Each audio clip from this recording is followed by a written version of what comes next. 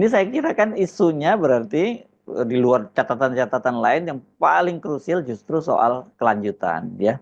Dan kemarin Istana itu juga menyebut bahwa sebagian anggaran makan siang gratis itu masih dari kantong Pak Prabowo. Ini ngeri banget ya ini apanya ya semacam proyek filantropis dong dari Pak Prabowo, bukan program pemerintah ya. Nah, tapi pertanyaannya kan sebanyak apa sih dana di kantong Pak Prabowo? Oke, katakanlah banyak begitu. Tapi seberapa besar yang akan digelontorkan ke program ini? Yang lebih penting sebetulnya adalah soal sustainability dari proyek ini. Dan kalau soal keseriusan saya kira sangat serius karena diberitakan langsung dari Istana sebagian anggaran itu masih datang dari kantong Presiden Prabowo sendiri.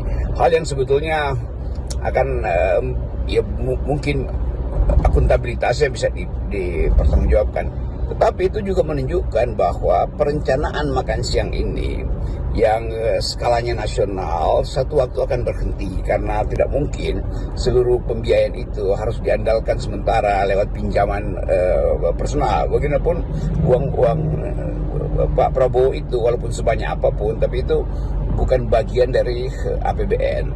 Jadi sekali lagi ini yang jadi pertaruhan apakah dana itu tercukupi.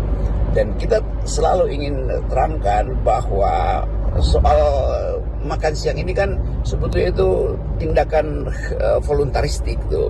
Jadi kalau kemudian mulai dibuka semacam dompet-dompet di daerah itu juga harus dibaca di dalam upaya untuk menyelesaikan janji secara saksama dan dalam tempo singkat-singkatnya. Kalau itu dilembagakan lewat APBN, itu artinya harus dihitung berapa daya tahan APBN kita. Kalau itu misalnya dimintakan juga sumbangan dari pengusaha-pengusaha daerah atau pemerintah daerah, itu juga akan ada masalah, yaitu sampai kapan seri bantuan itu bisa diandalkan. Jadi sekali lagi memang ada kesulitan karena bukan tidak dihitung. Tergopoh-gopoh kita mesti hasilkan proyek filantropis ini. Kalau kita sebut filantropis memang filantropis karena biasanya makan siang itu kan dibuka secara segmented dalam upaya untuk membantu mereka berkekurangan. Tapi karena dia dimasukkan jadi proyek nasional, program nasional, bahkan program unggulan, maka dia harus berkelanjutan.